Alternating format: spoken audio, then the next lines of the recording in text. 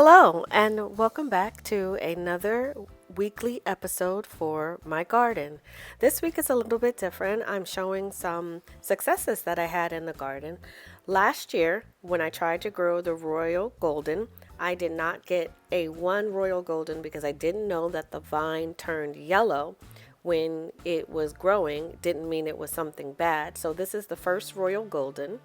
And my mom, not to be outdone, grew a 22-pound Royal Golden. So we had some great successes in the garden this season. Not much going on in the garden, so I just wanted to share with you how I save seeds. For my tomatoes, it's a two-step process with saving seeds. I put them in a jar with the abbreviation of the name. All the tomatoes that I have an abbreviation for them.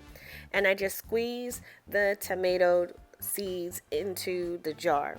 You have to ferment tomato seeds, and I don't know if another way to do it easier, so I just put them in some glass containers that I have left over from different things from going to the grocery store.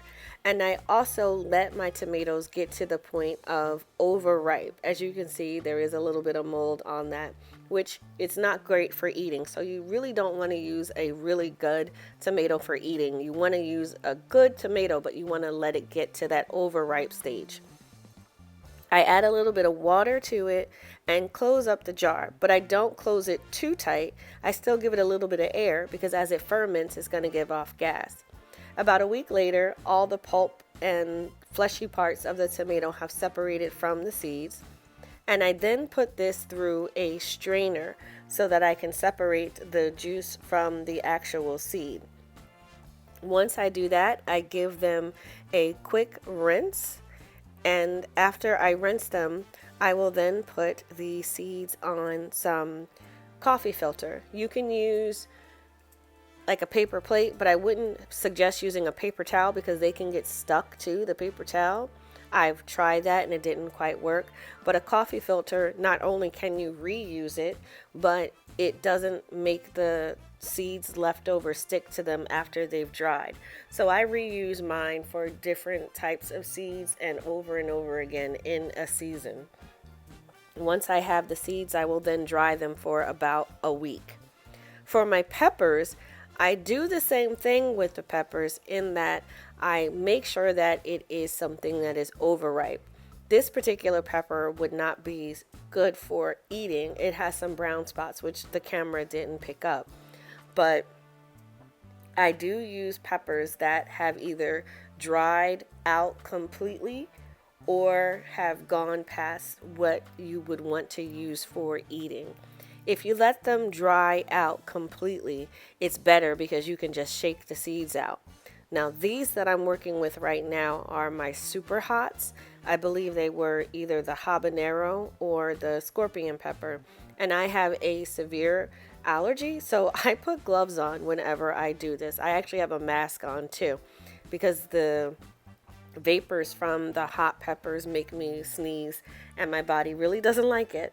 So if you have any type of sensitivity, I would definitely recommend, if you're collecting seeds, to make sure to wear gloves and take every precaution that you can. But I'm just pulling out the seeds for the pepper. With the peppers, you don't have to ferment them like you do your tomatoes. You can just put them right onto the coffee filter. I still take the extra step to dry them for a couple of days, but you could just put them right into whatever type of container or envelope you're going to keep your seeds in. But this is my most basic methods for saving seeds for both my tomatoes and my peppers. The process is a little bit different if you're going to do cucurbits. You typically have to let them stay on the vine until they're way past their ripeness date. I will do an update video for how I do those, as I don't have any to harvest this season, as I didn't get any cucumbers or any summer squash seeds to save. But that's just a quick update on how I do that. So a little bonus over in the chicken yard. This summer, I had two hens that were very broody.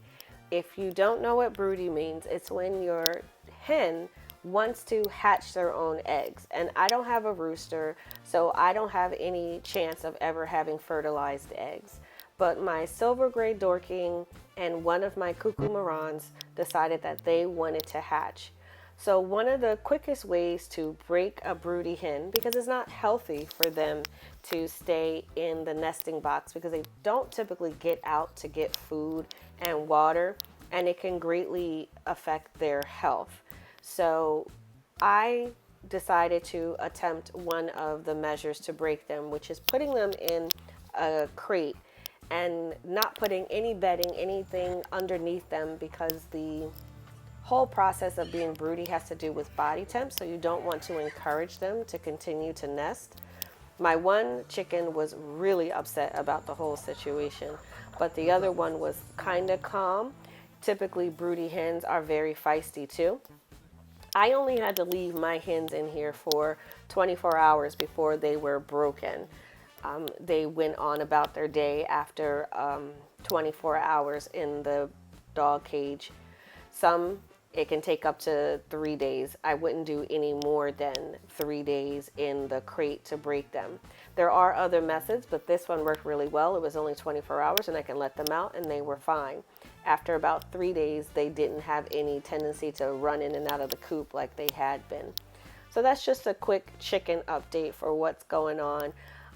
Thankfully, it was only two hens that became super broody, and it's typically the cuckoo marron. I never had the silver gray Dorking do that before. But thanks for sticking me to the end. Just a really quick garden update. I hope you enjoyed the content. Please like and subscribe, and as always, thanks for watching.